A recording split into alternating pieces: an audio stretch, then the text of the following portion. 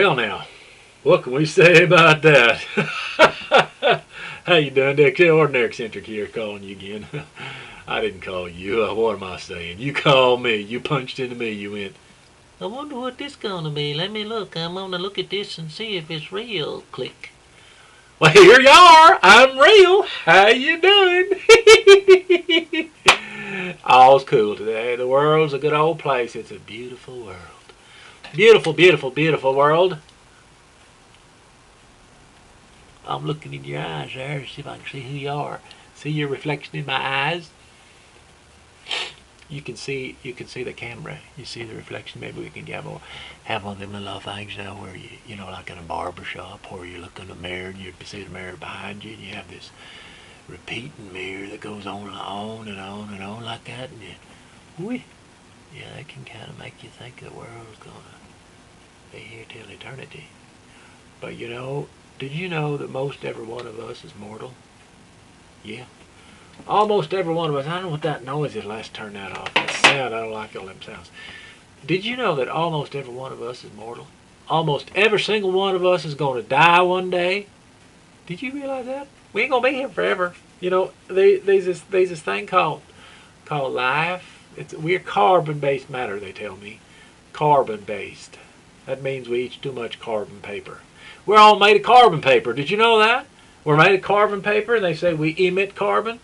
That's the black stuff that comes out of your pores. You know, when you have a pimple, you have a blackhead. That must be carbon. I mean, carbon's black, they tell me. And charcoal briquettes, you know, them little old things you stick in your barbecue. That's pure carbon. So you and charcoal briquette are almost the same thing. Ain't no wonder that the UFOs come down here and try to take us. I mean, maybe they're going to crunch us up and turn us into charcoal briquettes. I don't know what this business is about. You know, yesterday I was thinking, I like to drink bubble water. You know, l'eau gazeuse, as they say in Europe. I like bubble water. But you know what bubble water's made of? It's made of H2O, but then you infuse it with CO2. You got them little old bubbles bubbling up in there.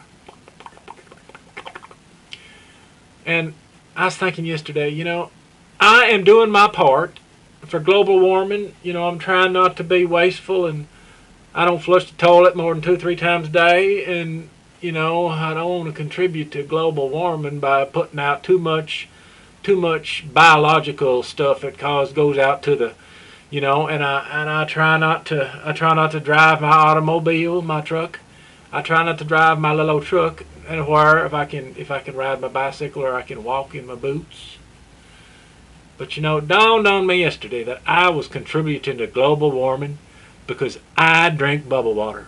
I drink water that don't need that CO2 pumped into it. I mean, so I have this CO2 and I am emitting CO2 into the atmosphere because I like bubble water.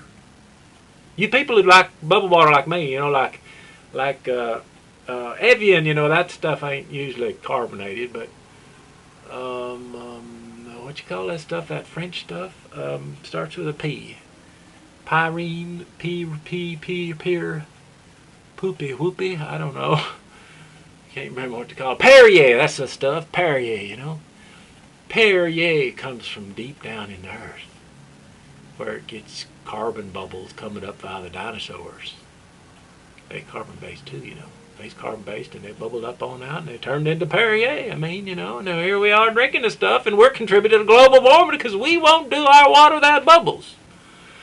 You'd be thinking on that sometime, you know. You want to know something about global warming and why it's happening, or global weirding, as Amory Levin calls it.